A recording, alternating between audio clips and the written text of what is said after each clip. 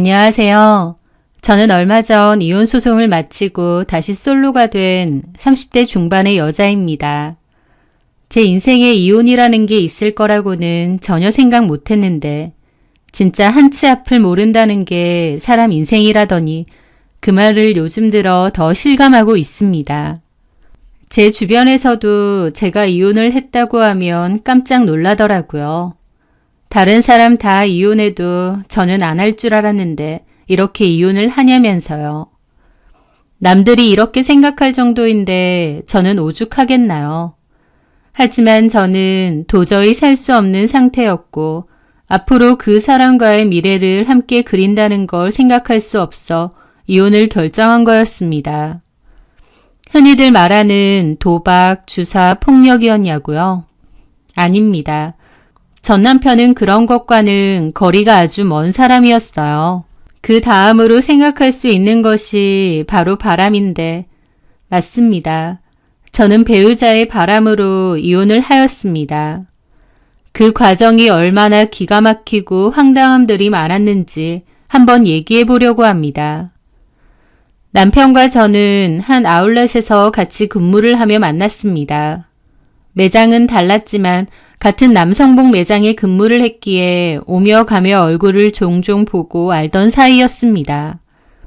그러다가 그 남자와 제가 가까워질 계기가 있었죠. 저희 매장에는 1, 2주에 한 번씩 찾아오는 남자 손님이 있었습니다. 그 손님은 저희 매장에 오면 꼭 저를 찾곤 해서 동료들도 다 알고 있을 정도였죠. 그 손님은 저한테 마음이 있으신 듯 어떨 때는 커피나 주전부리를 사들고 온 적도 있었습니다. 하지만 그 손님한테 전혀 마음이 없었기에 저는 기본적인 응대만 하려고 했죠. 그러던 중 퇴근을 하고 버스를 타려 아울렛 밖으로 나왔는데 그 손님이 저를 쫓아온 거예요. 나 알죠? 나 계속 기다렸는데. 아, 예. 지금 매장 마감 다 해서 다음에 오세요. 그렇게 말하고 피하려는데 그 손님은 집요하더라고요. 아니, 그게 아니라 저 그쪽 때문에 매번 찾아가는 거예요.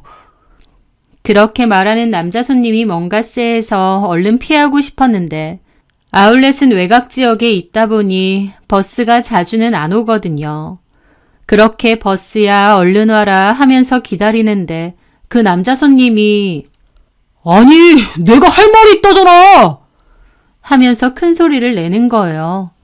하필 그날 제가 마감하고도 늦게 나온 터라 주변에 사람이 거의 없는데 이런 상황이라 너무 무서웠습니다. 그런데 갑자기 도로에서 빵빵 하는 소리가 들리더라고요. 그러면서 그 남자가 차에서 내렸습니다. 다른 매장에서 일하는 그 남자가요.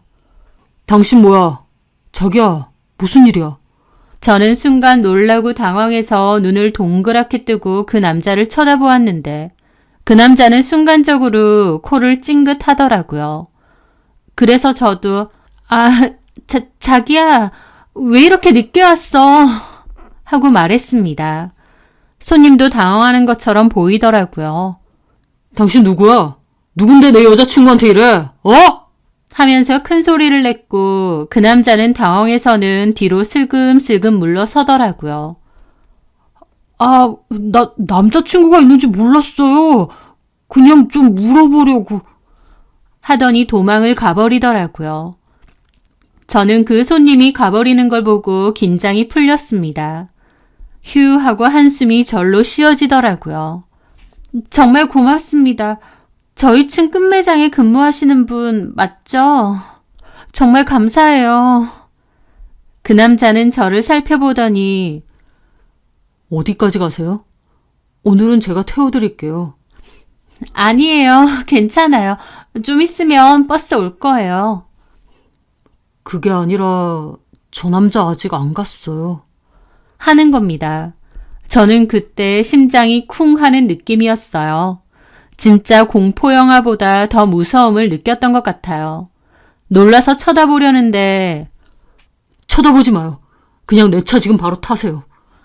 하더라고요. 저는 그쪽을 쳐다보기도 무서워서 얼른 남자의 차에 탔습니다. 아까 그 손님이 당연히 갔을 거라 생각했는데 숨어서 쳐다본다니 너무 무서웠어요. 남자는 차를 출발시켰고 저는 일부러 더 그쪽을 쳐다보지 않았습니다. 그렇게 그 자리를 벗어나고 저는 감사 인사를 했어요. 너무 고맙다고요. 그런데 그 남자는 이렇게 얘기하더군요. 아까 그 남자분이 좀 이상하던데. 혼자 다니면 위험할 것 같아요. 괜찮아요. 다음에는 좀 더 일찍 나오면 괜찮을 거예요. 아닌 것 같은데. 눈빛이 좀 이상하던데. 그냥 당분간은 퇴근할 때 나랑 같이 해요. 그러는 겁니다. 저는 괜찮다고 사양을 했는데 그 남자가 어차피 가는 길이니까 괜찮아요. 그 남자 아무리 봐도 좀 이상해 보이는데 당분간은 조심하는 게 좋을 것 같아요. 사실 저도 그 손님 눈빛이 일반적이지 않아 거리를 두려고 했던 것도 있었어요. 뭔가 사람 느낌이라는 게 있잖아요. 그 손님은 뭔가 쎄했습니다. 그래서 자주 오는 게 부담스럽고 먹을 걸 주는 것도 싫었거든요.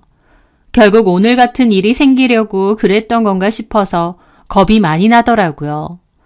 저는 고맙다고 그럼 차비라도 좀 내겠다고 얘기를 했고 남자는 그럼 다음에 커피 한 잔 사라고 얘기를 하더군요.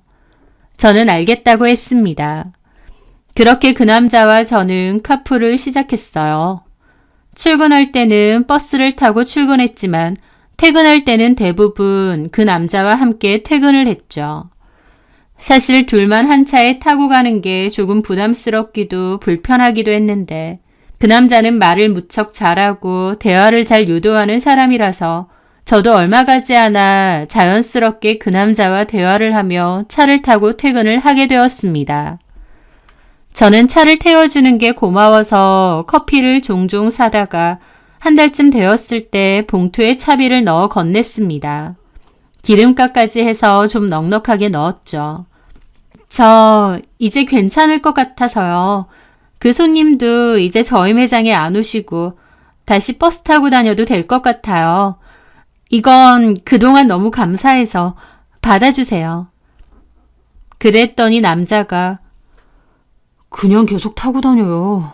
예진 씨는 몰랐겠지만 그 남자 나는 한 번씩 봤는데. 하는 겁니다. 저는 깜짝 놀랐죠. 네? 어디서요? 예진 씨 매장 주변 얼쩡거리는 것도 두어 번 봤고 버스 정류장 지나갈 때 보면 한 번씩 나무 뒤에 있는 거 봤는데. 예진 씨는 못 봤어요? 하는 겁니다. 저는 다시 심장이 쿵쿵 뛰고 무서웠어요. 제 눈에 전혀 보이지 않아서 괜찮을 거라 생각했는데 그게 아니라니 너무 무섭더라고요. 나도 이제 이렇게 가는 거 익숙하고 예진 씨도 이렇게 가는 거 괜찮으면 그냥 타고 다녀요. 혹시라도 내가 차 안 태웠다가 무슨 일 생기면 나도 죄책감 가지고 살 것 같아요. 그냥 타고 다니세요. 하더라고요. 저는 그때 그 남자가 너무 멋져 보였습니다. 저는 눈치조차 채지 못했는데 이 남자는 세심한 부분이 있구나 싶어서 그게 큰 호감으로 다가왔습니다. 그렇게 계속 카풀을 하며 친해졌고 제가 먼저 고백을 했어요. 그 남자도 고개를 끄덕이며 좋다고 했고요. 그렇게 저희는 연인이 되었습니다. 사귀는 동안에 참 좋았어요. 같은 매장은 아니지만 가까이 일하니 일하다가도 밥 먹으러 갈 때나 잠깐 쉬러 갈 때 종종 얼굴을 볼 수 있는 것도 좋았고 같은 분야에서 일을 하다 보니 대화도 잘 통했습니다. 그렇게 저희는 1년 정도 사귀고 결혼을 했어요. 남친이 프로포즈를 했고 저도 기쁘게 받아들였죠. 결혼하고 나서도 생활은 비슷했습니다. 같이 출근해서 각자의 매장에서 일을 하고 퇴근을 하는 상황이요. 쉬는 날을 같은 날로 정해 평일에는 같이 데이트를 즐기는 생활도 만족스러웠어요. 그러다 제가 임신을 하게 되었습니다. 결혼한 지 1년 정도 되었을 때였죠. 저나 남편이나 너무 기뻐하고 좋아했어요. 그런데 제가 임신 초기부터 입덧을 너무 심하게 하는 겁니다. 매장에서 일하다가 뛰쳐나가는 일이 잦아지고 같이 일하는 동료들에게도 미안하더라고요. 그 시기에는 코가 정말 예민해서 새옷 냄새만 맡아도 속이 울렁거리고 손님들이 오시면 그 사람한테 나는 냄새라고 할까요? 이상하게 평소에는 전혀 몰랐는데 그런 게 느껴져서 너무 힘들었어요. 그러면 응대를 하지도 못하고 저는 화장실로 달려가서 구역질을 하곤 했습니다. 결국 임신하고 한 달이 안 되어 저는 그만둔다고 말할 수밖에 없었습니다. 언제까지 입덧을 할지도 모르고 또 아이를 낳고 나서도 제가 한동안은 키워야 하니까 당분간은 쉬는 걸로 남편과 얘기를 했거든요. 그렇게 저는 매장을 그만뒀고 남편은 계속 출근을 했습니다. 그맘때 남편은 매장의 점장이 되었어요. 너무 잘 되었다고 함께 기뻐하며 축하해 주었죠. 그 뒤로 저는 집에서 지내는 중에 한 친구에게 연락이 왔습니다. 저랑 예전에 같은 매장에서 근무했던 친구였어요.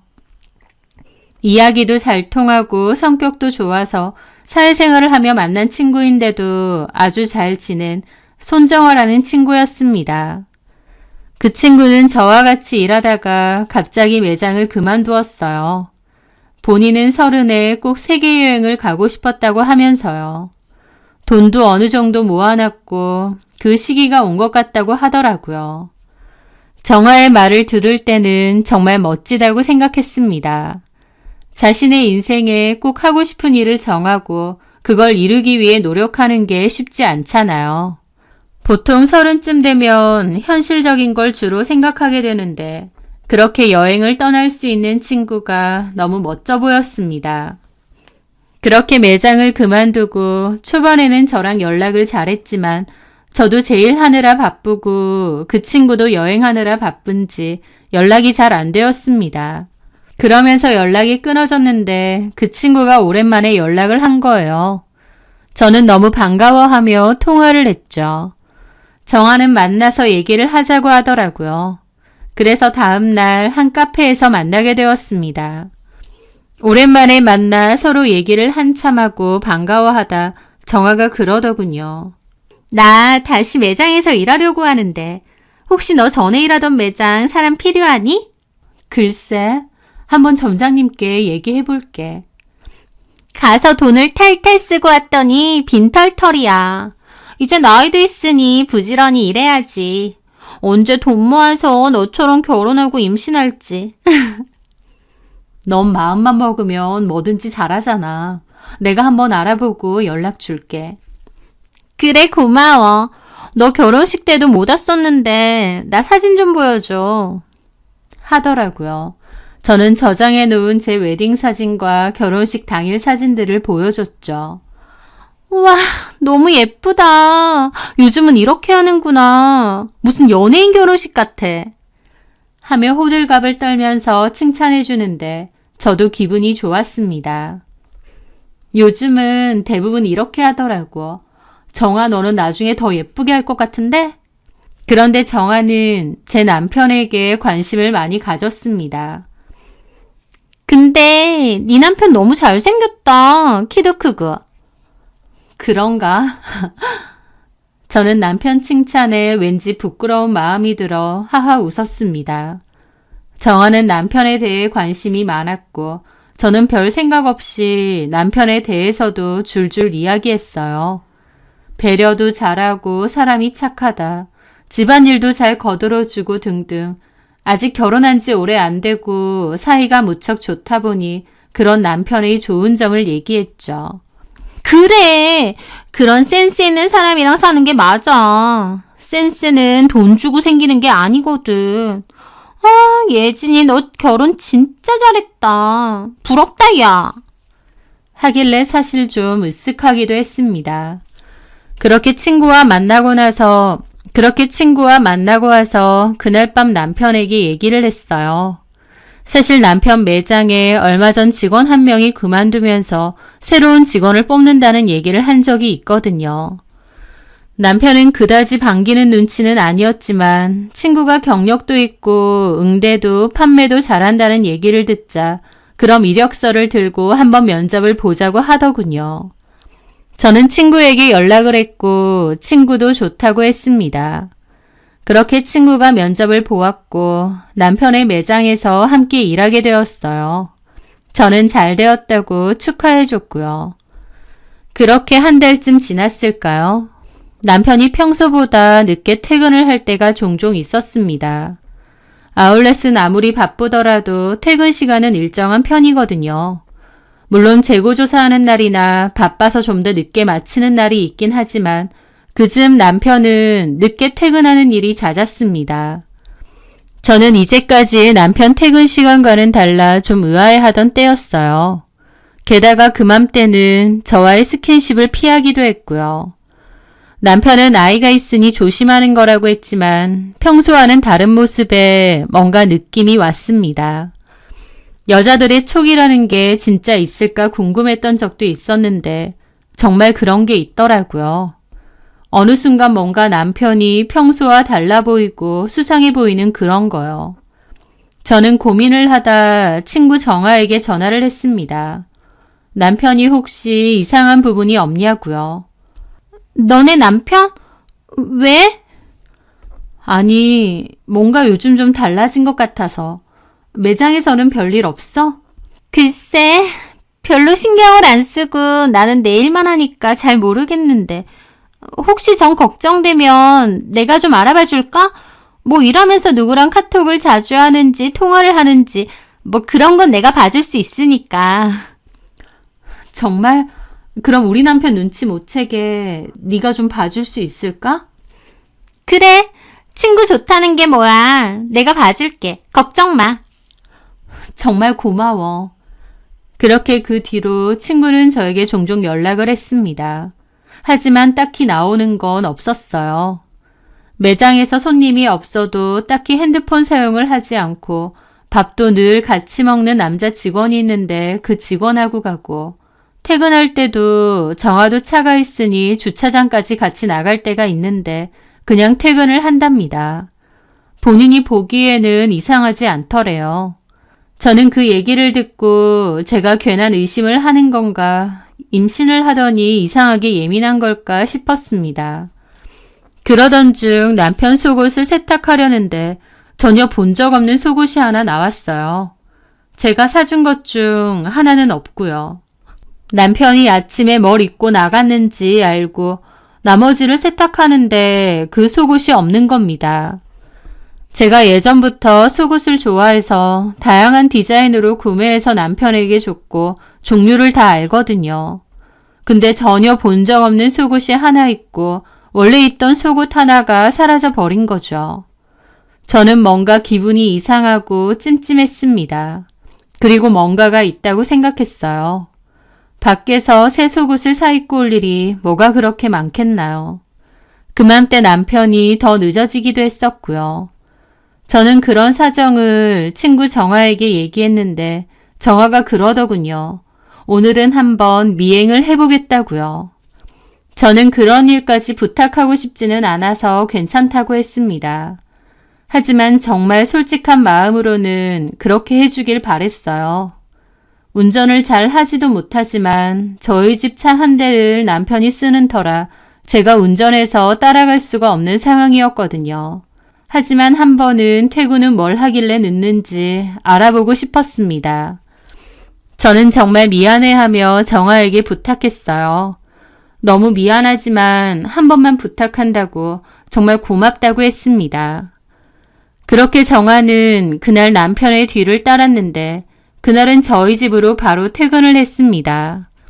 뭔가 남편이 일찍 오는데 기쁜 게 아니고 허무한 느낌이 들더라고요. 아마 제 마음속으로는 진짜 뭔가가 있는데 그걸 찾지 못해 그런 것 같았습니다.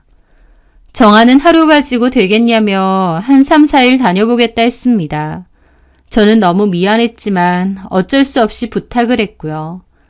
그렇게 3일째 되는 날 정아한테 연락이 왔습니다. 예진아, 너 임신해서 더 예민해서 그런가 보다. 너네 남편 아무 일도 없어. 하더라고요. 정말? 아무 일도 없는 거 확실해? 내가 오늘 퇴근하고 따라붙었거든. 오늘은 심지어 아빠 차 끌고 왔어. 맨날 같은 차로 따라가면 안 될 것 같아서. 근데 퇴근하고 너네 집 말고 다른 데로 가길래 열심히 쫓아갔거든? 근데 어딘 줄 아니? 볼링장 갔더라. 너네 남편 볼링 친다며. 내가 볼링장 들어가는 사진까지 찍었어. 보내줄게. 하더라고요. 사실 남편이 예전부터 볼링을 좋아했던 건 알고 있었습니다. 저는 그 사실을 알고 긴장이 탁 풀리더라고요. 그랬구나 싶어서요. 그랬구나. 나한테 말도 안 하고 그렇게 느낄래. 나는 뭔가 다른 건 줄 알았지. 근데 볼링이라니. 아, 정말. 그동안 너무 고생했어, 정아야. 정말 고마워. 그렇게 정아에게 몇 번이나 고맙다고 말하고 통화를 끊고 저는 메신저에 선물하기 버튼을 눌러 상품권을 선물하려고 찾던 중이었습니다. 그런데 문자가 하나 온 거예요. 정아에게서요. 뭐지? 남편 볼링장 들어가는 사진을 보냈나 싶어서 문자를 들어갔는데 거기에는 내가 잘 둘러댔으니 더 이상은 의심 안 할 거야 라고 적혀 있었습니다.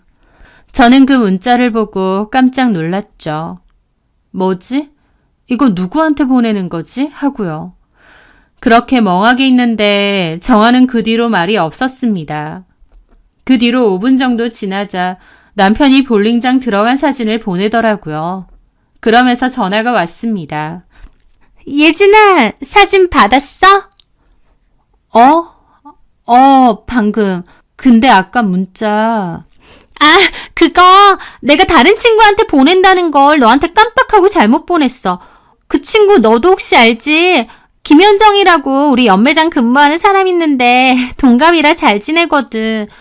근데 그 친구가 다른 매장 애를 좀 이상하게 생각하는 게 있었는데 내가 아니라고 그런 거 아니라고 하면서 보냈거든. 하며 횡설수설하는데 뭔가 이상했습니다. 뭔가 말이 안 되는 걸 짜맞추려는 느낌이랄까요? 저는 뭔가 이상한 기분에 알겠다며 통화를 끝냈어요. 저는 그 순간 망치로 머리를 한 대 얻어맞은 듯한 느낌이 들었죠. 설마 정아랑 내 남편이? 정아의 얘기는 귀에 제대로 들리지도 않았습니다. 다른 친구의 이야기라며 횡설수설하는데 정아 본인도 자기가 무슨 말을 하는지 제대로 알고 하는 것 같지 않을 정도였어요. 통화를 하는데 갑자기 배가 너무 아팠습니다. 뭉치는 느낌이 들고 갑자기 심한 통증이 생겼어요. 저는 정아에게 나중에 얘기하자며 통화를 끝내고 바로 침대에 누워 휴식을 취했습니다. 그렇게 누워 숨을 고르며 통증이 잦아지길 기다리면서도 머릿속은 내내 그 생각이었습니다. 둘이 뭔가가 있구나. 그 생각이 들자 가슴은 두근거리고 배는 계속 뭉쳐오고 눈에서는 눈물이 계속 흘러나왔습니다. 뱃속의 아기를 생각해서라도 안정을 취하려 했어야 했는데 그럴 정신이 없었어요. 저는 그렇게 침대에 누워있다 잠이 들어버렸습니다. 다음날 일어나니 남편이 몸이 괜찮냐며 밤새 좀 힘들어하는 것 같았다고 걱정을 하더군요. 저는 남편의 얼굴을 보기가 두려웠습니다.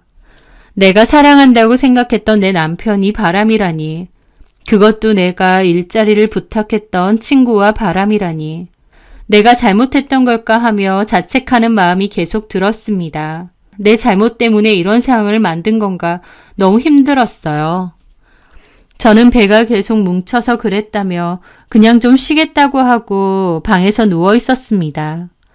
남편이 병원에 가봐야 되는 거 아니냐며 걱정했지만 저는 괜찮다고 계속 아프면 병원에 가보겠다고 답했죠. 그렇게 남편이 출근을 하고 저는 일어나 씻고 준비를 했습니다. 배는 계속 조금씩 뭉쳤지만 별일이 아닐 거라 생각하며 정아를 만나러 갔습니다. 오늘 남편에게 정아가 언제 쉬느냐고 물었고 마침 오늘이 오프라고 하는 겁니다.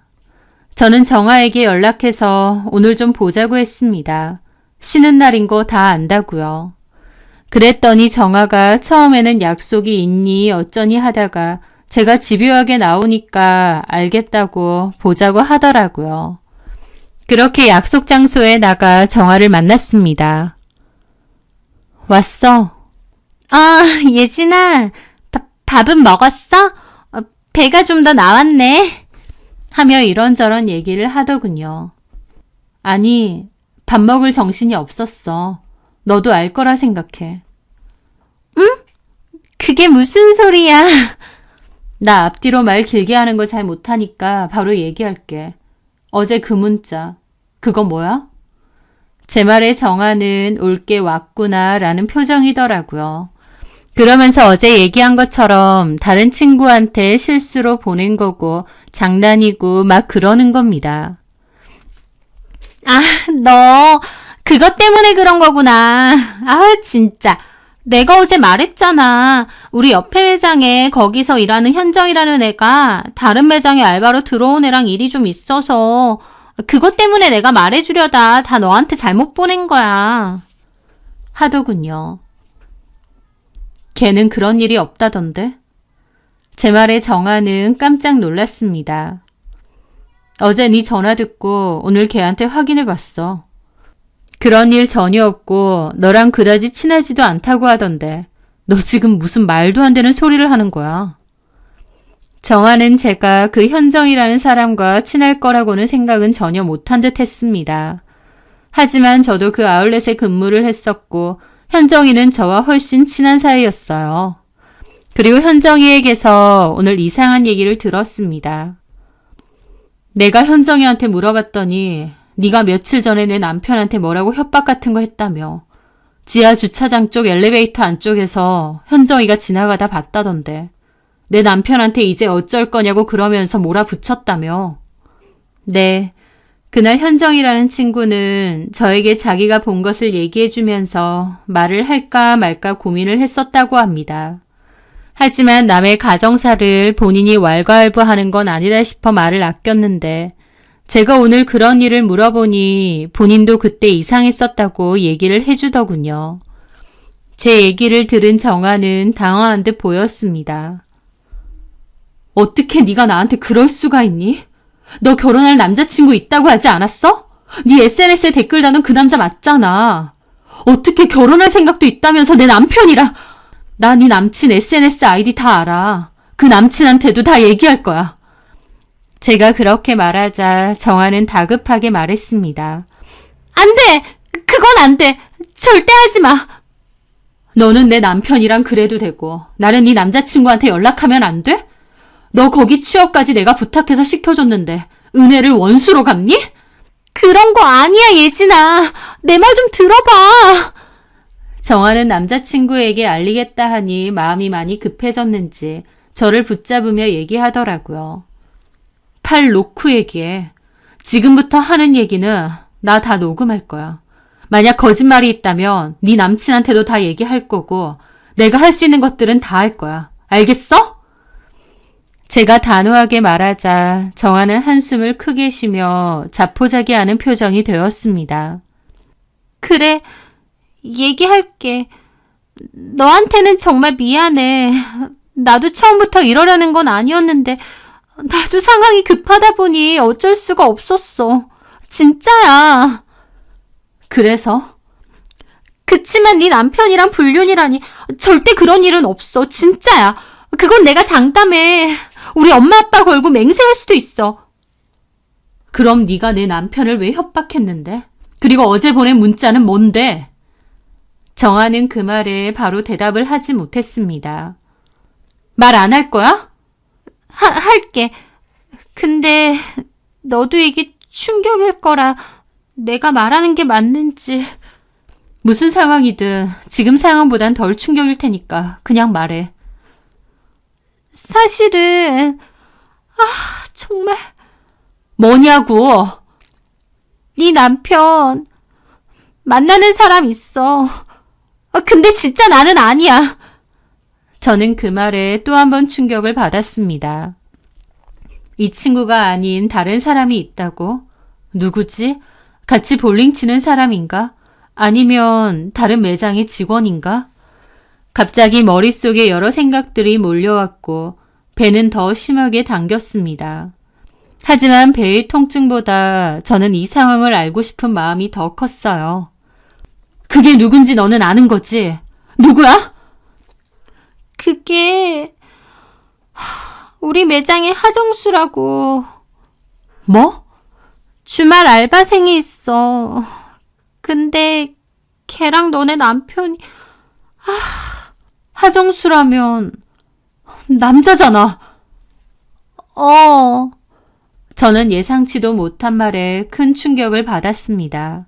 어떻게 내 남편이 남자랑 사귄다니. 이게 말이 되는 소리인가요? 너무 믿기질 않으니 헛웃음이 절로 나오더군요. 너 지금 그걸 말이라고 하는 거야? 아니, 이유를 댈 거면 그럴싸한 걸 대야 되는 거 아니야? 너 진짜 성의가 없어도. 너는 못 믿겠지. 근데 나한테 다 증거가 있어. 봐봐. 하며 정아가 보여준 핸드폰에는 사진들이 여럿 있었습니다. 거기에는 남편 차에 탄 한 남자와 남편이 키스를 하는 사진이었어요. 사진이 흐릿하긴 했지만 제 남편과 다른 남자가 확실했습니다. 게다가 얼마 전 남편과 한 바에 들어가는 사진도 정아는 찍었습니다. 그 바는 게이바라는 곳이라고 정아가 사진을 보여주며 설명하더군요. 그리고 모텔에 들어가는 사진까지 정아가 보여주는데 저는 입을 다물 수 없었습니다. 도대체 이게 무슨 상황이지? 너무 혼란스러웠어요. 남편한테서 이제까지 그런 기미를 전혀 느낄 수 없었기 때문에 더 혼란스러웠습니다. 저와 자연스레 스킨십도 하고 애정 표현도 하고 그랬는데 남편이 게이라고? 이게 말이 되는 걸까 싶은데 그 사진들을 보니 안 믿을 수도 없는 거예요. 제가 충격을 받고 그 사진을 멍하게 보고 있는 와중에 친구는 내가 사실 여행 다니면서 빚이 좀 있었거든. 근데 이제 결혼도 해야 되지. 모아놓은 돈은 없고 빚만 있지. 그러다 그 상황을 보고 그러면 안 되는 거였는데 처음엔 너한테 얘기할까 했어. 주차장에서 사진 찍었을 그때는. 근데 네가 안 믿을 것 같아서 네 남편을 좀 쫓아다녀보다 이런 곳 가는 것도 알게 되고 둘이 모텔까지 가는 것도 알게 되고 그래서 너네 남편한테 얘기를 했더니 돈을 주겠다고 하더라고. 그러면서 너 출산하면 더 이상 이런 짓 안 할 거라고 믿어달라고 하면서 얘기를 해서 나도 너무 급한 마음에 알겠다고. 정말 미안해 예진아. 진짜 내가 나쁜 년인데 나도 너무 돈이 급했어. 지금 남자친구는 내가 결혼 준비가 다 된 줄 알거든. 이 남자 놓칠 수 없어서 그래서 그랬어. 정말 미안해. 정아의 얘기를 다 듣고도 저는 믿을 수가 없었습니다. 내 남편이 어떻게. 저는 그때 복부에 심한 통증을 느꼈어요. 전과는 다른 통증에 테이블에 고개를 숙였고 그 뒤로는 기억이 나지 않습니다. 일어나 보니 병원이었어요. 제가 갑자기 쓰러졌고 정아가 119에 신고를 해 데려왔다고 했습니다. 눈을 떠보니 정아는 없고 남편이 옆에 있더라고요. 잔뜩 걱정하는 얼굴로 눈물이 그렁그렁해서는 괜찮냐고 묻는데 제가 알던 남편이 아닌 것 같아서 무슨 말을 해야 될지 몰랐어요. 그런데 남편이 얘기를 해주더군요. 아기가 심장이 뛰질 않는다고요. 그래서 곧 수술을 해야 될 것 같다고요. 저는 그 말을 듣고 오열했습니다. 내 아기가 어떻게 이렇게 될 수가 있나 싶어서 너무 절망했어요. 제가 가슴을 치며 울자 남편은 말리며 저를 안아주는데 저는 너무 소름이 끼쳐서 남편을 밀어버렸습니다. 남편은 당황해했죠. 너 때문이야! 너 때문에 우리 아기가 죽은 거야! 너 때문에! 제가 비명에 가깝게 소리를 지르자 남편은 눈을 크게 뜨고 저를 쳐다보더라고요. 저는 한참을 울부짖었고 곧이어 오신 저희 엄마가 저를 안아주시며 달랬습니다. 저는 엄마 품에 안겨 엉엉 울 수밖에 없었죠. 그렇게 저는 다음날 아이를 보내는 수술을 했습니다. 심장이 뛰지 않는 아이를 품고 있었던 그 하루를 저는 지금도 생생히 기억합니다. 뱃속에 있는데 아무것도 해줄 수 없는 마음이 진짜 심장을 도려내는 듯 아픈 그 느낌이 아직도 기억나요. 그렇게 수술을 하고 회복을 하자마자 저는 이혼 서류를 가져왔습니다. 정아한테 얘기 다 들었고 네가 정아한테 협박당한 것도 안다. 그 사진들도 내가 받아서 다 들고 있다. 너는 나를 기만하고 내 아이를 죽인 살인범이나 다름없다. 그렇게 남편에게 소리를 질렀습니다. 남편은 고개를 숙이고 들 생각조차 못하더니 제가 살인범이라고 하니 그제야 입을 떼더라고요. 내가 왜 살인자야? 내가 뭘 했는데? 네가 배 아플 때 바로 병원을 갔어야 되는 거 아니야? 그렇게 말하는 남편의 뻔뻔스러운 말에 기가 찼습니다. 너 같으면 남편이 바람이 났는데 그 와중에 병원 갈 정신이 있을 것 같니? 저번 주까지 아무렇지도 않은 아기였는데 네 얘기 듣고 그 충격에 유산한 거야. 그러면서 뭐? 내 탓을 해? 네가 인간이면 그럴 수는 없지. 나 이거 못 참아. 다 알릴 거야. 시부모님, 너네 사장님, 본사, 아울렛에도 가리지 않고 다 알릴 거라고. 제가 그렇게 말하자 남편은 사색이 되더군요. 사실 남편은 시아버지를 정말 무서워합니다. 어릴 적부터 많이 맞고 커서라고 하는데 아직도 아버지 말에는 벌벌 떨더라고요. 그러자 남편은 태도를 바꿔 저에게 빌기 시작했습니다. 예진아, 그래, 내가 다 미안해. 다 내 잘못이야. 하지만 부모님께는 비밀로 해줘, 제발. 이혼하자고 하면 할게. 재산 달라고 하면 다 줄게. 근데 우리 부모님께는 알리지 마. 우리 엄마 아빠 알면 진짜 큰일 나. 제발 네가 해달라는 대로 다 해줄게. 저는 남편의 애원이 그냥 다 본인을 위하는 거라고 생각했습니다. 저에게 미안해서 아기에게 미안한 마음보다 본인이 살기 위한 수작으로밖에 보이질 않았어요. 내가 원하는 건 아기가 다시 돌아오는 거야. 너 그거 할 수 있어? 내 아기 다시 살릴 수 있어? 저는 다시 그렇게 주저앉아 눈물을 흘렸습니다. 무슨 짓을 해도 아기는 다시 돌아오지 않는다는 생각에 가슴이 찢어지는 듯 했습니다. 남편은 저에게 다가오지도 못하고 그렇게 서 있더니 집을 나갔습니다. 저는 도저히 참을 수가 없었습니다. 그래서 바로 시부모님께 연락해 남편이 남자를 만난다. 그 남자랑 바람이 났다. 사진 보냈으니 보셔라 하고 얘기해버렸습니다. 그리고 변호사 사무실을 찾아 상간소송을 걸 거라고 했습니다. 동성애도 물론 상간소송이 가능하다고 하더라고요. 저는 그렇게 소송을 시작하겠다고 하고 집으로 돌아왔습니다. 집에 오니 시부모님께서 기다리고 계시더군요. 저를 보며 흥분하셔서는 이게 무슨 일이냐고 다그치시길래 집에 들어가서 얘기하시라고 하고 함께 들어왔습니다. 그리고 이제까지의 일을 얘기했어요. 근데 느낌이 어머님은 그렇게 충격을 받으신 것 같지는 않고 아버님은 정말 생전 처음 듣는다는 식으로 얘기를 들으시는데 제가 상황을 보니 아마 어머님은 이 일을 아예 모르시진 않겠구나 싶더라고요. 아버님은 제 얘기를 다 들으시곤 그 새끼 어디 있냐고 전화를 하시고 난리가 났습니다. 저는 이혼할 거고 이 집에 있고 싶지 않아 당분간 친정에 가 있겠다고 했습니다. 시아버지가 화를 주체하지 못하고 난리 치시길래 그것도 보기 싫어 그냥 간단한 짐 챙겨 나와버렸습니다. 그 뒤로 한 이틀이 지나고 남편에게 연락이 왔습니다. 만나서 얘기를 하자고요. 그렇게 남편과 만났고 어머님도 같이 나오셨더라고요. 남편은 얼굴에 멍이 들어 있었습니다. 아마 아버님께 맞은 것 같더라고요. 어머님은 침울하면서도 약간은 저를 원망하는 표정을 하고 계시고요. 그러면서 하는 말이 그래, 네가 이혼을 결정했으면 우리가 따라야지. 하지만 예진아, 그 소송까지는 꼭 해야겠니? 니네 시아버지 한 것만 해도 지금 태용이는 죽을 맛이야. 니네 시아버지가 재산이고 뭐고 한 푼도 안 줄 거고 앞으로 보지도 않겠대. 정신병원 집어넣는다는 거 내가 오늘도 말리고 나왔다. 그 와중에 소송이라니. 혹시나 이거 소문이라도 나면 나 못 살아 예진아. 그러니까 소송만 좀 취하해 줄 순 없겠니? 아니요 어머님. 그럴 수 없어요. 그러고 싶지 않아요. 죄송합니다. 그걸 해서 네가 뭘 얻을 수 있는데. 돈? 그거 우리가 해주마. 네가 받을 수 있는 금액에서 2배 주마. 그니까 괜히 그걸로 시끌시끌하게 하지 말고 그냥 넘어가 주렴. 제발. 내 부탁이다.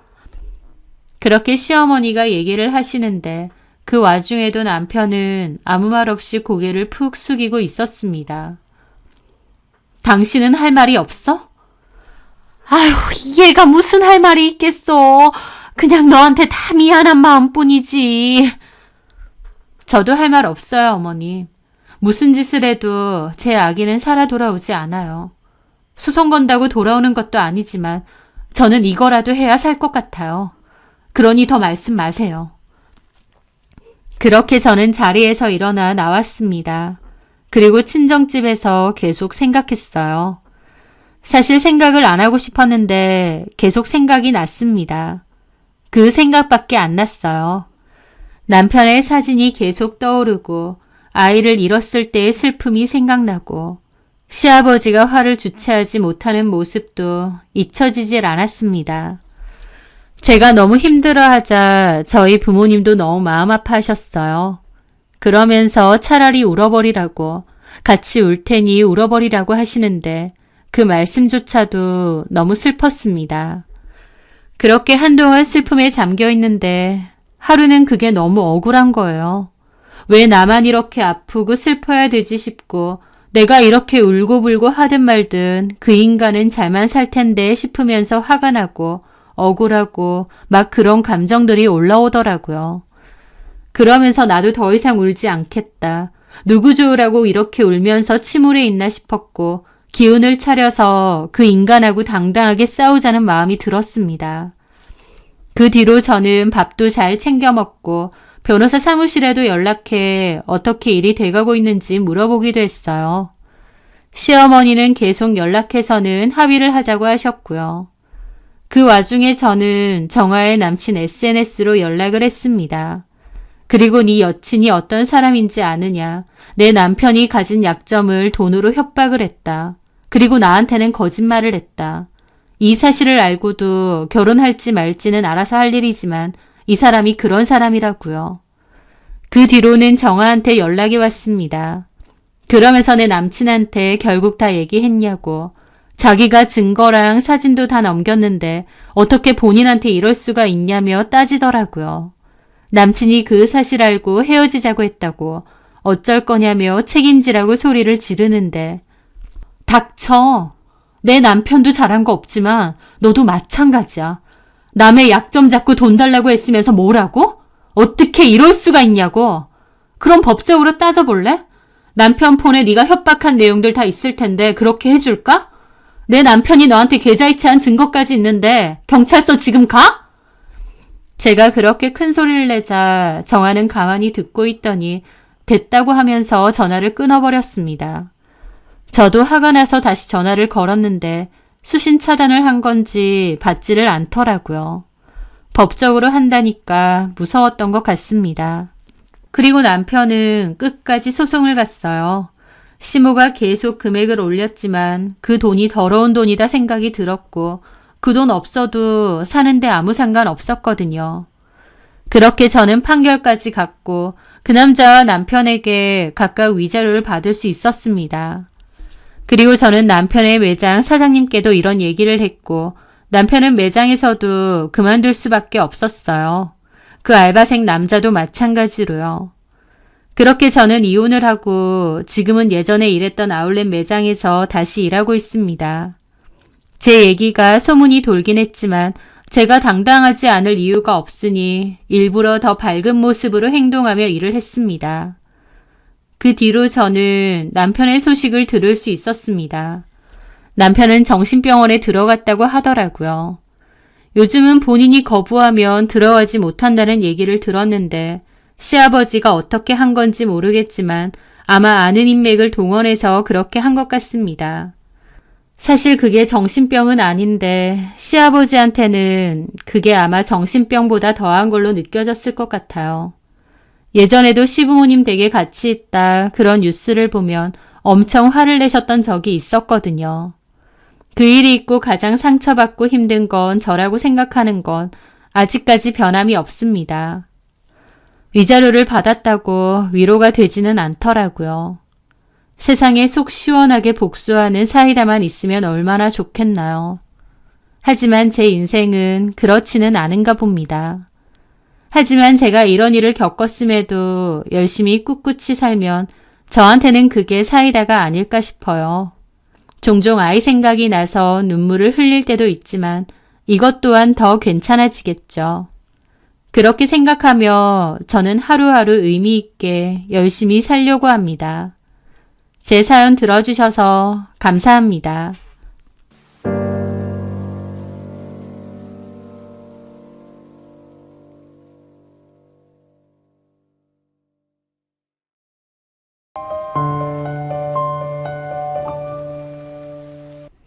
안녕하세요. 저는 역대급 미친 시모, 그리고 우유부단한 남편 때문에 2달도 안 되는 짧은 결혼 생활을 끝낸 30대 여자입니다. 그렇게 이혼한 지도 지금은 시간이 꽤 흘렀네요. 저는 결혼 초기에 시어머니가 일반적인 성격의 사람이 아니라는 것을 알게 되었는데요. 그냥 개념 없고 못된 시어머니였다면 저도 똑같이 대응하고 참지 않았을 겁니다. 며느리 됐다고 무조건 시부모님께 납작 엎드려야 되는 것도 아니고 할 말은 하고 살아야 되니까요. 그런데 저희 시어머니는 어나더 레벨이었습니다. 차원이 다른 미친 사람이었다고나 할까요? 지금부터 그 악몽 같은 결혼 생활에 대한 이야기를 해보려 합니다. 저는 1년 반 정도 사귄 남자친구와 결혼을 준비 중에 있었습니다. 착하고 수더분하고 편안한 그 남자를 참 많이 좋아했고 결혼 상대자로서도 좋을 것 같았어요. 살면서 싸우거나 부딪히는 일도 많지 않을 것 같았고 설령 그런 일이 있어도 둥글둥글하게 잘 풀고 지낼 수 있을 것 같았거든요. 그러면서 처음으로 남자친구네 가족들을 보게 되었습니다. 남자친구네 부모님은 남자친구 20살 때 이혼하셨다고 했어요. 아버님은 4시간 정도 거리의 고향에서 귀농하셔서 산다는데 어지간해선 잘 안 보고 산다고 했습니다. 어머님하고 사이가 많이 안 좋은가 보더라고요. 그쪽에서 재혼을 하시기도 했고요. 그래서 저는 아버님은 결혼식 때 딱 한 번 본 게 다입니다. 상견례 때도 어머님 혼자 나오셨죠. 남친에게는 2살 많은 형이 있고 결혼을 했다고 했습니다. 그런데 형도 저희 결혼식 때 정도만 얼굴을 봤고요. 정작 형과 결혼한 형님은 얼굴을 한 번도 못 봤습니다.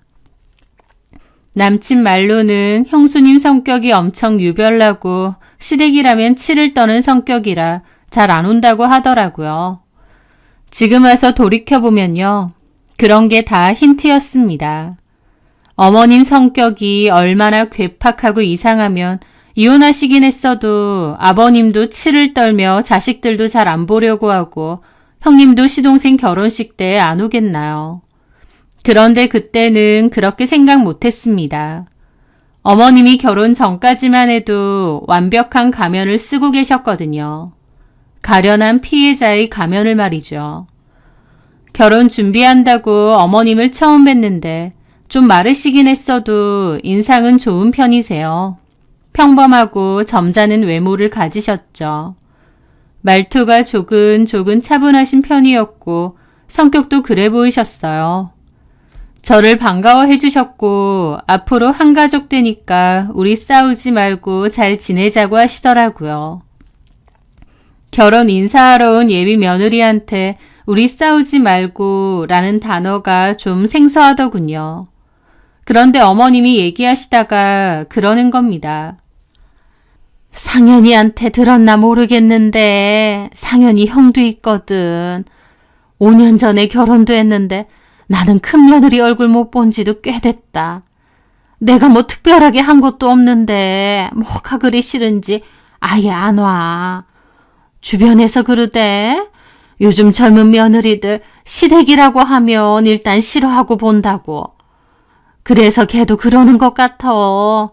내가 뭐 쥐한테 뭘 한 것도 없는데 시댁 안 온다 그러고 남편한테까지 얘기해서 아예 발길 끊었어. 나도 걔 내 며느리라 생각 안 하고 남남이라 생각한다. 나한테는 며느리는 너 하나야. 그렇게 생각하려고. 어머님이 그 말을 하실 때 몹시 슬픈 눈빛으로 얘기를 하시더라고요. 어머님은 가족들끼리 잘 지내고 싶어 하시는 것 같은데 형님 성격이 유별나서 그런 줄 알았습니다. 남친도 형수님 성격이 유별나다 그렇게 말을 했었고요. 그래서 저는 결혼하면 어머님께 잘해야겠다, 잘 지내야겠다 생각했어요. 주변의 사람들이 치를 떨고 떨어져 나가는 거 보면 어머님 될 사람이 어지간하다라는 걸 알았어야 했는데 저도 몰랐던 거죠. 그렇게 결혼을 했고 신혼여행을 갔다 왔습니다. 신혼집은 남편이 혼자 살고 있던 전셋집이 있었는데 거기가 위치도 좋고 계약 기간도 많이 남아 있어서 일단 거기서 시작하기로 했어요. 그렇게 원래 신혼여행 갔다 오고 바로 시댁에 인사드리러 가려고 했는데 어머님이 일이 있어서 그날은 오지 말고 며칠 뒤 주말에 오라고 하시더라고요. 그렇게 토요일에 시댁에 가기로 했는데요. 어머님이 11시까지 오라고 하셨거든요. 가는데 15분, 20분이면 가니까 남편이 여기서 본가에 한두 번 가보겠느냐면서 시간 딱 안다고 10시 반에 출발하면 충분하다고 하더라고요. 저는 원래 약속 시간보다 좀 더 여유롭게 가는 걸 선호하는데 남편이 잘 아니까 알겠다고 했죠. 그렇게 저는 일찍 일어나서 준비를 했고 남편을 깨웠는데 남편이 잘 못 일어나더라고요. 전날 회식한다고 늦게까지 과음을 했거든요. 결혼하고 처음 시댁 가는 건데 괜히 지각하거나 밉보이고 싶지 않았기에 남편을 흔들어 깨웠습니다. 남편은 일어나겠다고 계속 말만 하고 안 일어나더라고요. 저는 속이 타고요. 하여튼 겨우 남편을 일으켜서 씻고 오라고 화장실에 들려보냈어요. 그렇게 허둥지둥 나와보니 이미 시간이 10시 30분 정도더라고요. 30분에 출발하자고 했으니 지금 출발하면 될 것 같았습니다. 그런데 돌발 상황이 있었습니다. 저희 차 앞에 이중주차가 되어 있었는데 차를 밀려고 하니 꿈쩍도 안 하는 겁니다. 이중주차를 해놓으면서 중립기어가 아니라 파킹에 해놓은 거였어요. 급해 죽겠는데 왜 하필 생각하며 차에 있는 전화번호로 전화했는데 또 안 받는 겁니다. 그렇게 몇 번의 통화 끝에 겨우 연결이 됐는데 상대방 하는 소리가 개 산책시킨다고 좀 멀리 있다고 금방 들어가겠으니 좀만 기다리라는 겁니다. 저희도 지금 약속 시간이 있으니 빨리 오시라 하고 초조하게 기다렸죠. 자기야, 어머님한테 전화드려. 사정 말씀드리고 좀 늦는다고. 괜찮아. 지금 온다고 했으니까 빼서 출발하면 돼. 저는 급한데 남편은 그냥 괜찮다고 하더라고요.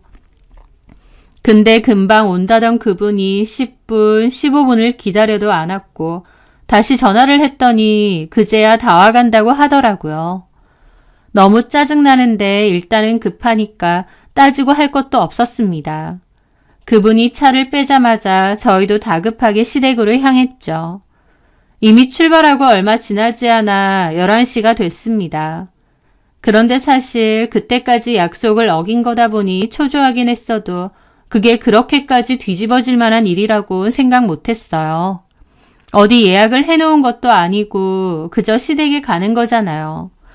10시까지 오라고는 하셨지만 사정상 10분 정도 늦는다고 해서 그렇게 큰 문제가 될 거라고 생각 못했습니다.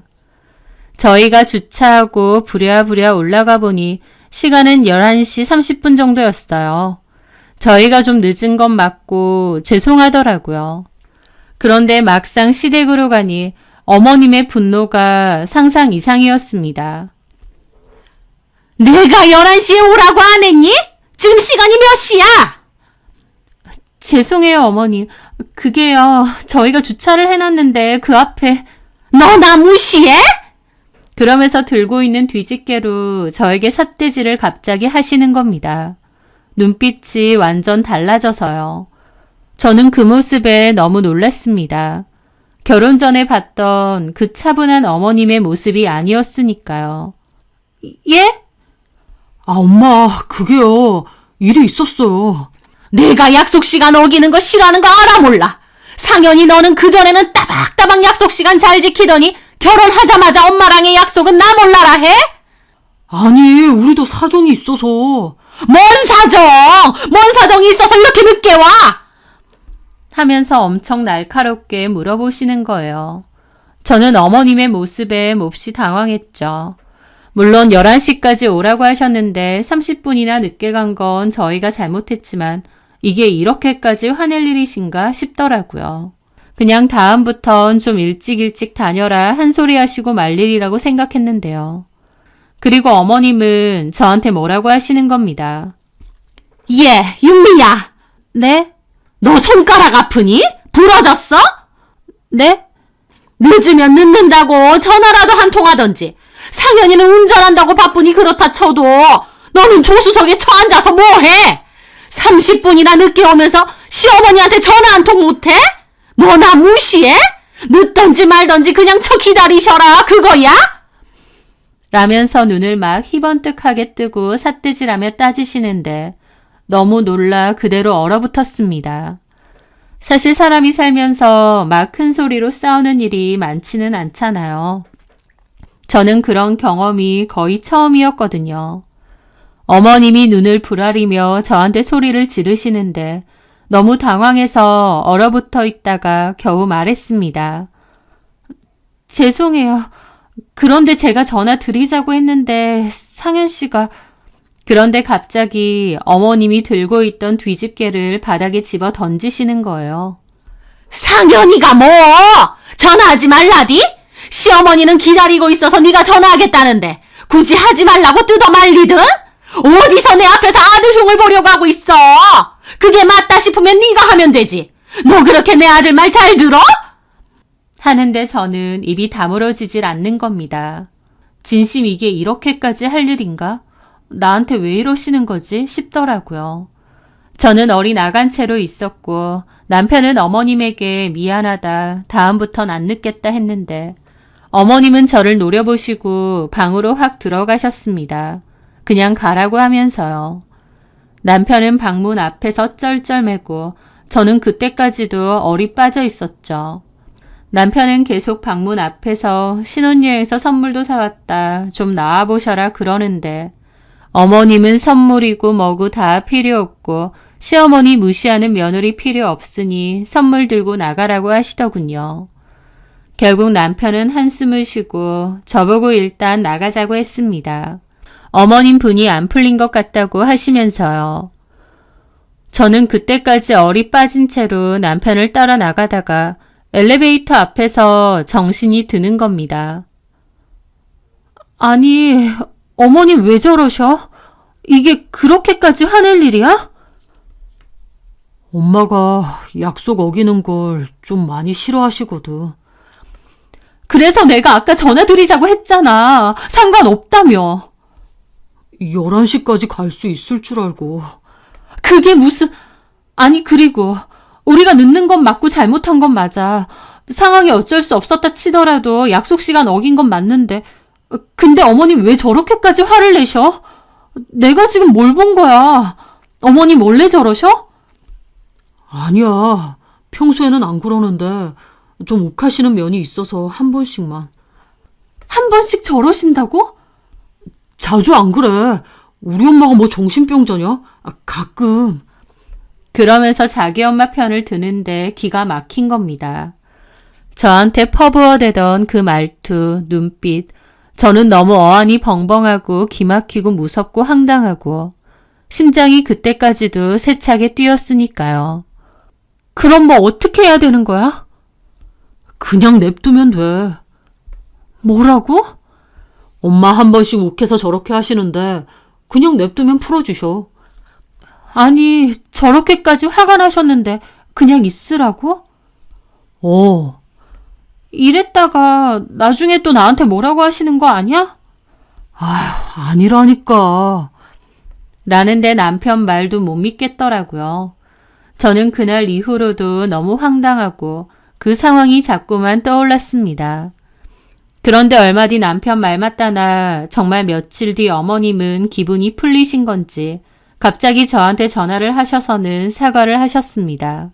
그때 너무 과했다며 미안하다고 결혼하고 첫인사 오는 건데 연락도 없이 늦으니 화가 많이 났었다고 하시더라고요. 말투가 바뀌어서 저한테 사과를 하시는데 그 모습이 더 이상했습니다. 하지만 어쨌든 저희도 잘못한 부분도 있고 어른이 먼저 미안하다고 사과하시는 거니 저도 죄송하다고 하고 그냥 잘 넘어갔습니다. 이미 결혼했고 안 보고 살 것도 아닌데 좋게 좋게 넘어가는 게 맞지 않나 싶었거든요. 그런데 그로부터 몇 주 정도 후 저희 신혼집에 어머님이 오시기로 했습니다. 결혼 전에 남편 혼자 살 때는 한 번씩 오셨다는데 결혼하고 나서는 처음 오신 거였죠. 저는 그래도 어머님 오신다고 해서 없는 솜씨라도 나름대로 음식도 좀 만들고 준비를 해놨습니다. 저희 친정 엄마도 좀 도와주셨고요. 어머님이 처음 저희 집에 오시는 거니 잘 대접하고 싶은 마음도 있었지만 한편으론 그때 어머님의 무서운 모습을 봤고 좀 일반적이진 않은 분이라는 생각이 들었기에 좀 더 조심스럽게 책 안 잡히게 행동해야겠다는 생각도 있었어요. 어쨌든 그래서 그날은 어머님 오시는 시간에 딱 맞춰 음식 준비를 다 해놨습니다. 저는 첫인사 사건 이후로 통화는 몇 번 했어도 어머님 얼굴을 보는 건 처음이었고 좀 어색하더라고요. 그런데 어머님은 다시 차분한 모습으로 잘 지냈느냐 인사하시고 저희 집 구경하셨습니다. 상현이 혼자 살 때랑은 확실히 분위기가 좀 다르네. 새아기가 센스가 있어가지고 집 예쁘게 잘 해놨다. 그러면서 분위기가 좋았습니다. 그런데 제가 차려놓은 음식들을 보시더라고요. 아휴, 이런 걸 다 차렸어. 고생했겠네. 아니에요. 그런데 음식들을 보던 어머님 표정이 갑자기 싹 굳어지는 겁니다. 저는 왜 그러시지? 음식들이 마음에 안 드시나? 어리둥절하더라고요. 그런데 어머님은 굳은 표정으로 자리에 앉았고 제가 차린 상을 가만히 훑어보시는 겁니다. 저는 왜 저러시는지 도무지 모르겠더라고요. 어머니, 왜 그러세요? 혹시 어머님 못 드시는 음식들인데 내가 잘못 차렸나 싶더라고요. 그런데 어머님이 한다는 말씀이 너 내가 준 그릇 안 쓰니? 그러시는 겁니다. 사실 결혼 전에 어머님이 그릇을 좀 주셨는데요. 어머님이 결혼한다고 사주신 게 아니라 전에 어디서 받은 그릇이라고 하셨어요. 그런데 어머님 본인도 잘 안 쓸 것 같아서 찬장에 넣어둔 건데 저 결혼하면서 그걸 쓰라고 하시면서 저한테 주셨거든요. 그래서 받아는 왔는데 막상 보니 별로 쓰고 싶진 않더라고요. 디자인도 마음에 안 들고 별로 좋은 그릇 같지도 않아서요. 저도 신혼살림인데 제 마음에 드는 그릇을 쓰고 싶었기 때문에 어머님이 주신 그릇에서는 접시 2개 빼고는 팬트리에 넣어두었죠. 그런데 어머님이 제가 차린 음식을 보고 당신이 주신 그릇을 안 쓴 걸 보고는 기분이 나쁘셨던 겁니다. 어머님이 오시는 거라 음식 신경만 썼지 그릇은 생각도 못했어요. 어머님은 표정이 엄청 싸해지셨더라고요. 어디 뒀니? 쓴다고 해놓고 그냥 처박아뒀어? 실을 쓰려고 했는데 제가 이미 사려고 봐둔 그릇들이 있었거든요. 그래서 내가 그릇을 줬는데도 기어코 따로 샀다 그거야? 너 돈이 남아 돈이? 그러면서 또 정색을 하고 화를 내시는 겁니다. 그런데 저도 이번에는 기분이 좀 상하더라고요. 그런 논리면은 애초에 어머님이 선물 받으신 그릇이니까 어머님이 쓰셔야 되는 거 아닌가요? 어머님도 선물 받으신 거 마음에 안 든다고 안 쓰고 저한테 주신 거면서 제가 안 쓰는 걸로 기분 상해 하시는 거예요. 어머님 오신다고 몇 시간 땀 뻘뻘 흘리며 음식 만들고 친정엄마도 도와주시고 가셨는데 자기가 준 그릇 안 썼다고 이렇게 기분 나빠하시는 게 이해가 안 되더라고요. 그래서 저도 그냥 솔직히 말했습니다. 저도 제 첫 살림인데 마음에 드는 그릇 쓰고 싶어서요. 그게 잘못된 건 아니잖아요. 제 말에 어머님은 못 들을 거 들은 양 기막힌 표정을 짓고 저를 빤히 보시더라고요. 그런데 그런 와중에 제일 짜증나는 사람이 남편이었습니다. 그 상황에서 아무것도 안 하고 가만 눈치만 보고 있더라고요. 그런데 어머님이 저를 계속 빤히 쳐다봤고 저는 남편에게 살짝 눈짓을 했습니다. 그랬더니 남편이 그제야 아, 엄마, 그릇이 뭐가 중요해요. 이거 하려고 윤미가 얼마나 고생했는데요. 시장하실 텐데 얼른 식사하세요. 남편이 그렇게 말리는데도 저를 빤히 보시는데 그 눈빛이 너무 무섭기도 하면서 한편으론 너무 황당했습니다. 제가 뭐 죽을 죄라도 지은 것 마냥 살벌하게 쳐다보시는 거예요. 어머님은 그렇게 자리에 앉더니 젓가락을 드셨어요. 저도 솔직히 그런 일을 겪으니 밥 먹고 싶은 마음도 싹 없어졌지만 뭐 어쩌겠나요. 옆에 저도 앉았죠. 그때의 그 삭막하고 불편한 기색은 잊혀지지도 않습니다. 그런데 어머님이 밥을 먹으면서도 내내 인상을 찌푸리면서 이건 맛이 없네, 이건 별로네 계속 그러시는 거예요. 그러더니 좀 드시다가 말더라고요. 일부러 트집 잡듯이요. 저도 너무 기분이 상했죠. 남편은 제 눈치 보면서 맛있는데 왜 그러냐 그러고 저도 기분 상해서 어머님 안 드신다고 하는데 암소리 안 했습니다. 그렇게 어머님은 빈정상한 얼굴이고 어색한 분위기 속에서 있다가 어머님은 식사 후 그냥 가신다고 했어요. 남편은 엄마 데려다 주러 간다고 하고 저는 조심히 가시라고 인사를 했습니다. 저 역시도 기분이 너무 상했죠.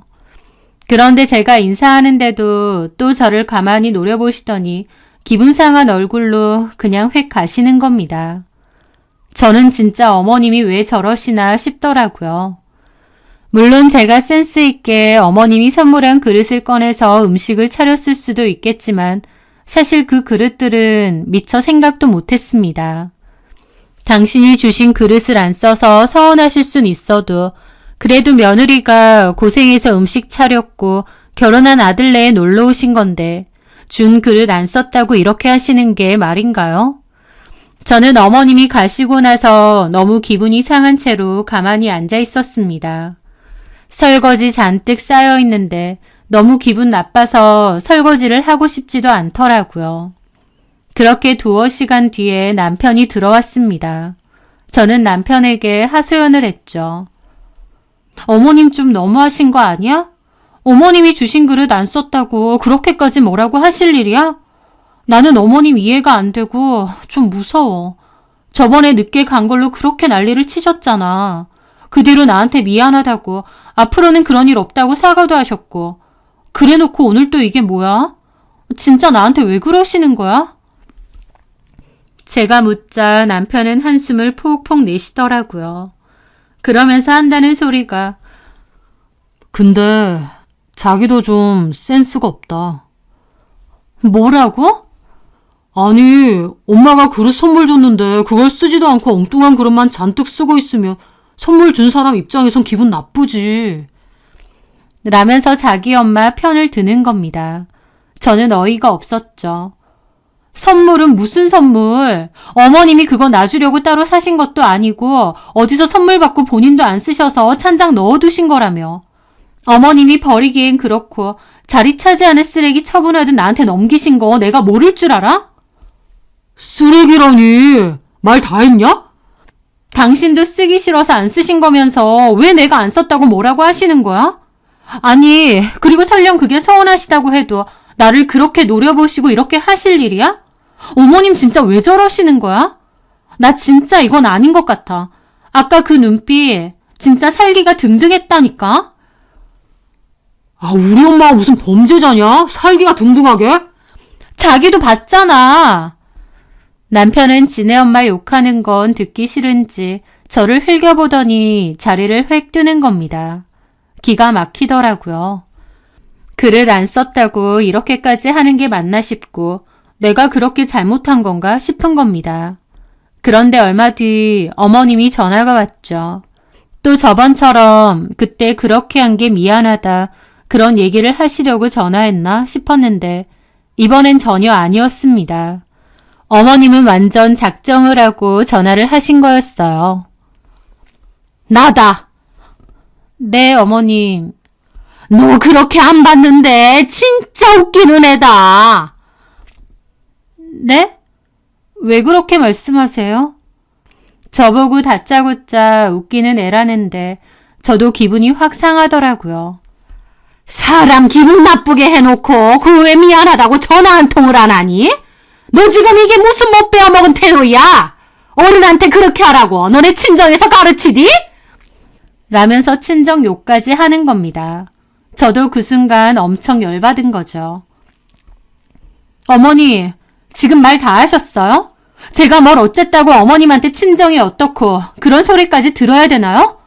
그날 어머님 오신다고 친정엄마까지 도와주셔서 음식 준비했습니다. 근데 어머님이 주신 그릇 하나 안 썼다고 이렇게까지 하시는 거 너무 과한 거 아니신가요? 저도 이번엔 참지 않고 얘기했습니다. 그랬더니 어머님은 그릇 하나? 너무 과해! 너 말 다 했냐? 저는요, 솔직히 어머님이 왜 이렇게까지 화내시는지 모르겠습니다. 어머님이 쓰기 싫은 그릇 저한테 주신 건데 저도 별로 쓰고 싶지 않았어요.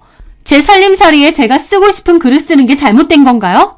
선물 받았다고 꼭 써야 되는 것도 아니잖아요. 어머님도 선물 받았다고 쓰신 거 아니고 그냥 보관하신 거고요.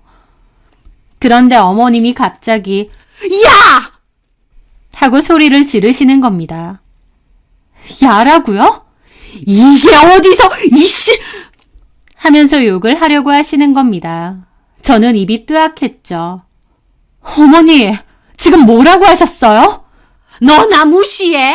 내가 너한테 뭐라고 했어? 이제 가족 되니까 잘 지내자고 했지? 그때는 눈웃음 실실 치면서 내 어머님이 지랄하더니 할 말 못할 말 구분도 못하고 어디서 이 싸가지 없는 년이?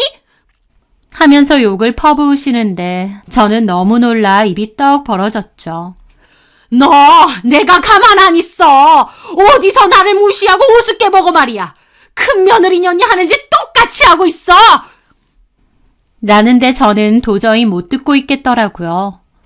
경악을 금치 못하며 전화를 끊었습니다. 끊고 나서도 심장이 미친 듯이 뛰고 너무 무섭더라고요. 저는 그날 화가 너무 나서 바로 남편에게 말했습니다. 어머님 진짜 왜 저러셔? 나보고 2년 전엔 욕하고 가만 안 있는다고 협박하고. 제 말에 남편은 한숨만 내쉬더라고요. 뭐라고 말이라도 해봐. 혹시 어머니 무슨 정신병 있으셔? 아, 우리 엄마가 무슨... 나한테 하시는 걸 봐. 약속 시간 조금 늦었다고 그렇게 뭐라고 하셨던 그 일 2, 3주밖에 안 지난 일이야. 그런데 내가 어머님 그릇 안 썼다고 나를 무시하네 어쩌네. 엄마는 그런 얘기뿐만 아니라 내 앞에서 니네 엄마 편들지 마. 이럴 거면 그만해. 나는 니네 엄마 감당 못하겠으니까. 아, 무슨 말을 그렇게 해. 자기야, 우리 결혼한 지 2달도 안 됐다. 2달이든 이틀이든 난 너네 엄마 감당 못하겠어. 지금도 이런데 앞으로는? 엄마가 좀 유별스럽긴 한데 적당히 기분 잘 맞춰드리면 좋은 분이야. 저 기분을 나더러 맞추라고? 그리고 내가 왜 그래야 돼? 아, 나랑 결혼했으니까. 라는데 와, 남편도 답 없는 인간이구나. 그제서야 알겠더라고요. 남편의 장점이라고 생각했던 착함, 배려심, 눈치 빠름 등이 사실은 착한 것도 배려심 넘치는 것도 아니었고 그냥 미친 엄마 밑에서 자라면서 순간순간만 모면하면서 커서 그런 것 같았습니다. 아주버님이랑 형님도 이래서 인연 끊으신 거구나.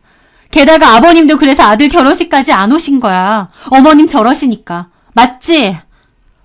아, 형수님도 잘한 거 없어. 아니, 지금 내가 겪어보니까 왜 그랬는지 알겠네. 나 정확하게 얘기할게. 이거 감당할 생각 없고 나는 어머님 안 보고 살고 싶어. 아, 어떻게 그래? 그렇게 못하겠으면 헤어져. 나 어머님의 저런 돈 없는 행동 못 참아. 분명히 말했어. 어머님하고 나 다시는 안 봐. 나보고 시댁 가자고 하거나 어머님하고 자리 만들거나 하면 나 당신이랑 끝이야. 우리 집 비번도 바꿔. 절대 알려드리지 마. 제 말에 남편은 대답이 없더라고요. 못하겠으면 이혼하자 하니까 그제야 알겠다고 했습니다. 그 두 번의 사건으로 저는 어머님이 정신적으로 이상하신 분이라는 걸 너무 잘 알겠더라고요. 그렇게 남편에게 어머님과의 인연을 끊겠다고 아니면 이혼이라고 했습니다. 그 말은 정말이었어요. 그리고 저는 어머님 번호든 뭐든 다 차단했습니다. 그 사실을 난 어머님은 남편에게 전화해 난리를 치신 것 같고 제 예상대로 비번도 내놓으라고 하신 것 같더군요. 그렇게 하루는 남편하고 있는데 전화가 와서는 저한테 한 소리 해야겠는데 제가 전화도 안 받고 아예 다 차단하니까 집이라도 가겠다고 비밀번호를 내놓으라 하시는 것 같았습니다. 진짜 그 집요함이 너무 소름 끼치고 무섭더라고요. 통화 중 남편이 제 눈치를 보며 자리를 피하려고 하길래 팔을 붙잡았어요. 나 분명히 말했어. 비밀번호 알려주면 끝이야. 제 말을 들었는지 어머님은 난리가 났죠. 누구 맘대로 비번을 알려주면 끝이라고 하느냐 어쩌냐 하면서요. 남편은 계속 곤란한 표정을 짓더니 아, 엄마, 제발 진정 좀 하세요. 아, 왜 그러세요, 정말. 비번 못 가르쳐 드립니다. 하고 전화를 끊었습니다. 그 뒤로 어머님이 전화가 다시 온 것 같았지만 제 눈치를 보며 그냥 거절을 누르더라고요. 저는 남편에게 말했습니다. 비번 알려드리면 우리는 끝이야. 당신 엄마 제정신 아니야. 진짜 나한테 해코지라도 할 것 같아. 아, 우리 엄마가 무슨... 라면서 그 와중에도 자기 엄마 역성드는데 와, 내가 이런 인간이랑 어떻게 계속 살겠나 싶은 거예요. 정남이가 뚝 떨어지더라고요. 그때 저는 머릿속으로 이혼을 생각했던 것 같습니다. 결혼한 지 너무 극 초반이긴 하지만 이런 미친 시모와 우유부단하게 방관하는 남편을 보니 이건 아니다 싶더라고요. 나 분명히 말했어. 제가 나지막히 그렇게 말하니 남편은 아, 그래서 엄마한테 말 안 했잖아. 그러더라고요. 저는 남편 꼴 보기도 싫어서 그대로 자리를 피했습니다. 그리고 혼자 방에 앉아 이혼에 대해 생각했어요. 저도 제가 결혼하고 2달도 안 돼서 이혼 생각을 하게 될 줄은 몰랐는데 이건 진짜 아니다 싶더라고요. 결국 방법은 2가지였습니다.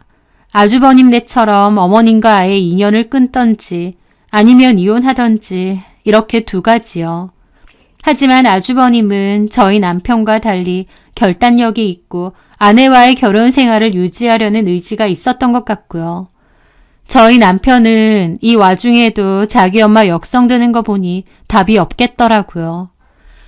저는 사실 그날 늦게까지 잠도 못 자고 생각을 했는데 이혼을 하는 게 맞겠다는 결론을 거의 내린 셈이었습니다. 사실 결혼 기간이 짧아도 너무 짧았기 때문에 이혼을 결정하는 게 맞나? 라는 고민도 당연히 있었죠. 하지만 시어머니가 여간 미친 사람이 아니기 때문에 더 결혼 생활을 유지하다간 진짜 해코지라도 당할 것 같더라고요. 그렇게 저는 이혼으로 마음의 가닥을 잡고 천천히 준비하려 했는데 그 사건이 터진 겁니다. 그날 저는 집에 혼자서 일을 하고 있었는데 남편 퇴근 시간이 다 되어가고 있었거든요. 그런데 남편에게서 문자가 온 겁니다. 뭔가 싶어서 봤는데 너무 황당한 문자가 와 있는 거예요. 나가 있어. 라고요. 이게 뭔 소린가 싶었죠. 그래서 제가 전화를 했는데 전화를 안 받더라고요. 나가 있으라니 이게 뭔 소린가 싶었죠. 그래서 이게 뭔 소리야? 라고 답장을 보내고 저는 다시 제 할 일을 하고 있었습니다.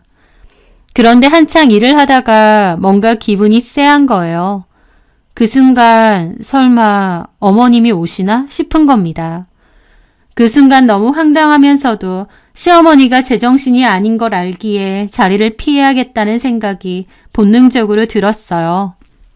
저는 바로 지갑과 폰을 챙겨 들고 나가려는데 그 순간 현관문에서 삑삑 소리와 함께 도어락 해제하는 소리가 들리는 겁니다.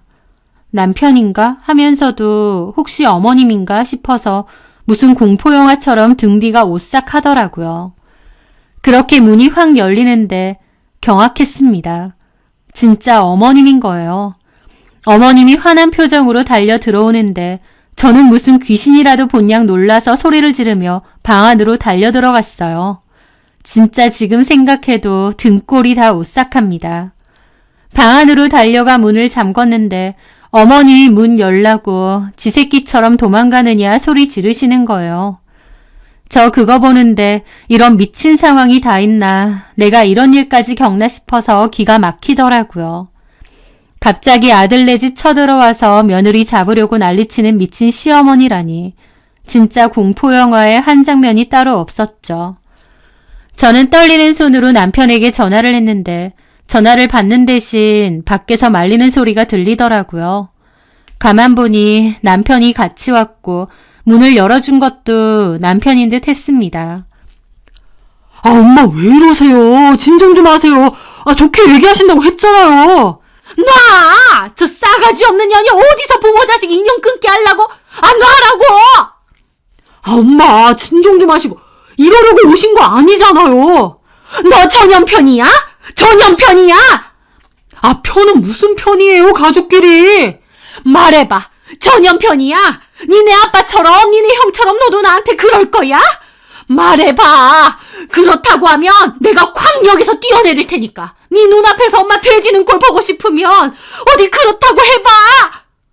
어머님은 무슨 악기처럼 소리를 지르는데 진짜 무섭더라고요. 안 그래요. 저는 엄마 편이죠. 그럼 네 마누라 나오라 그래. 하는데 와, 진짜 무서웠습니다. 그 상황에서 제일 무서운 건 남편이 전혀 도움도 안 된다는 거였어요. 어머님을 적극적으로 말리지도 않고 저도 어쩔 줄 모르는데 막말로 어머님이 저한테 폭력을 쓰거나 해코지를 해도 남편이 방관할 것 같은, 전혀 도움이 되지 않을 것 같다는 두려움이었어요. 저는 이건 아니다 싶어서 누군가에게 도움을 요청해야 했는데 처음엔 친정 부모님께 전화를 하려다가 생각을 바꿔서 112에 전화를 했습니다. 그리고 시어머니가 나한테 해코지를 하려고 하고 문 밖에서 소리를 지르고 난리를 친다고 했습니다. 저는 스피커폰으로 바꿔서 어머님이 난리치는 것도 다 들리게끔 했어요. 저와 시어머니 말고 집에 다른 사람은 없느냐 하기에 남편이 있지만 남편도 한통속 같다고 그랬습니다. 경찰에서는 출동을 한다고 했고 모든 상황이 다 녹음이 되게끔 폰을 들고 있겠다고 했죠. 그렇게 밖에서 생 난리가 나는 걸 저는 문에다가 폰을 대고 다 녹음이 되게끔 했습니다. 시어머니는 혼자 흥분해서 소리 지르고 방문 걷어차고, 와, 진짜 살면서 그런 미친 인간은 처음 본 것 같아요. 그 난리를 치다가 10분 정도나 지났을까? 경찰이 왔습니다. 경찰이 왔다는 소식에 시모는 이게 뭔 소리냐고, 지금 제가 경찰을 부른 거냐고, 남편이랑 둘이서 우왕좌왕 난리가 난 것 같더라고요. 남편은 문을 열어서 이분은 엄마시고 그냥 단순한 가족 싸움이라고 했는데 신고자분이 살해 위협을 당했다고 했고 상황이 다 통화로 녹음되었다고도 전하는 얘기가 들렸습니다. 저도 그제야 방으로 나왔는데 다짜고짜 어머님이 분을 못 이기고 방 밖으로 나오는 저한테 손찌검을 한 거예요. 경찰들도 다 있는데요. 경찰들 시겁해서 말리고요. 저도 화가 머리 끝까지 났지만 경찰들이 있었기에 오히려 잘 됐다 싶어서 참았습니다. 어머님이 저보고 미쳤냐, 경찰을 부르냐 어쩌고 하길래 미친 건 당신이라고 그랬죠. 미친 건 당신이지. 억지로 쳐들어와서 가만 안 둔다고 이 행패를 부리는데 당신이야말로 진짜 미친 거지. 그래서 경찰에 신고해? 내가 뭘 어쨌다고? 지금 이 난리를 쳐놓고 그 소리가 나와요? 아무리 그래도 어떻게 경찰에 신고를 해? 하는데 진짜 경찰만 아니었으면 그 자리에서 남편 싸대기라도 올려붙이고 싶더라고요. 지네 엄마가 저한테 난리치는 거 알면서 오히려 문까지 열어주고 적당히 말리는 신용만 하는 그 인간이 더 역겨웠습니다. 기어크 너네 엄마를 데리고 이 집에 들어와? 너나 너네 엄마나 진짜 사이코들이야. 뭐라고? 정신병자 니네 엄마, 네가 책임지고 살아. 결혼은 뭐 하러 했냐? 미친 니네 엄마한테서 와이프 하나 못 지키면서 결혼은 왜 했냐고! 우리 엄마가 뭘 어쨌다고 지켜!